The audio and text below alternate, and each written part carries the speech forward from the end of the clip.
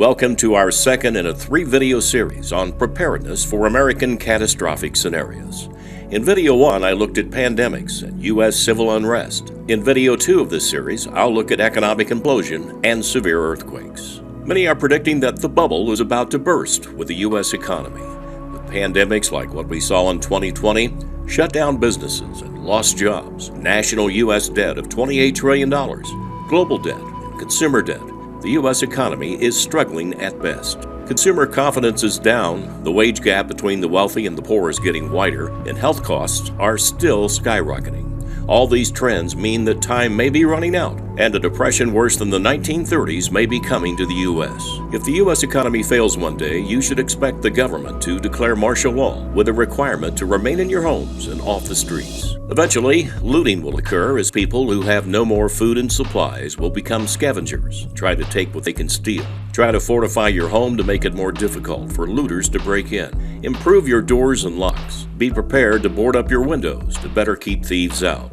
Even if some type of government assistance begins to arrive, you should plan on not receiving any help for up to several weeks. While expensive, some people can construct safe rooms and hidden rooms in their homes to protect themselves and their supplies. As with other emergencies, food, water, and other supplies must be obtained long before an economic disaster. Share information with neighbors on protecting your properties for any emergencies or crime situations. Develop self-defense plans for yourself, which may include a firearm, pepper spray, knives, billy clubs, and other tools that will defend you.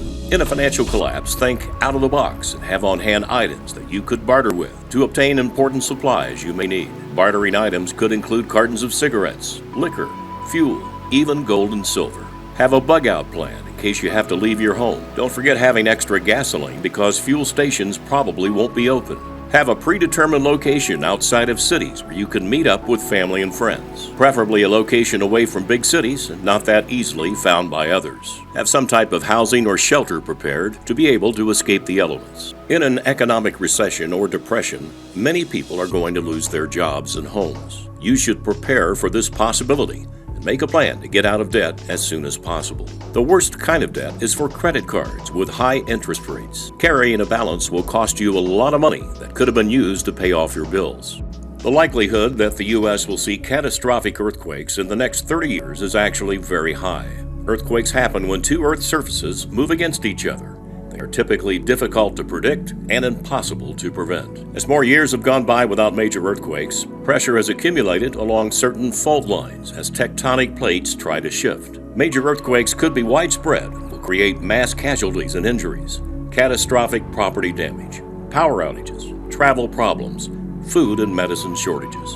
As with other horrific scenarios, communications could be severely disrupted. Figure out other types of communications, such as ham radio and CB radio. In earthquake situations, you'll need to have some extra preparations. Practice drop, cover, and hold on with family members. Make sure bookcases, refrigerators, objects on walls, and so on are heavy secured. Have extra batteries and charging devices for cell phones and other critical equipment. Don't forget your pets' needs and have their supplies. In high-probability areas, you'll need to consider having earthquake insurance. A standard policy does not cover earthquake damage. You should make improvements to your home or building to address issues that may allow your structure to collapse. I'll have more on preparedness next time in Video 3.